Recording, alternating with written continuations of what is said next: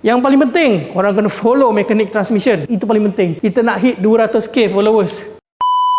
Korang tengok, hari ni kita ada 2 biji gearbox BMW ZF. Dan workshop Transmatic Automotive ni memang banyak terima juga. Selain daripada gearbox Honda CVT, kita terima juga gearbox BMW ZF. Yang ini orang kata dia tak adalah kekerapan dia tu, dia tak banyak lah macam Honda CVT ataupun Proton CVT. Dia ni boleh kata duduk ranking nombor 3 lah. Dia antara konti yang paling famous. Masuk dekat workshop kita dengan masalah sampai tahap nak kena full overhaul. Jadi untuk kedua-dua gearbox ni, kalau dah tertanggal macam ni, basically proses full overhaul lah. Gearbox ni masih lagi fresh, kita baru bawa turun. So nanti insyaAllah kalau ada kesempatan, kita akan tunjuk dalam gearbox ni macam mana rupa dia.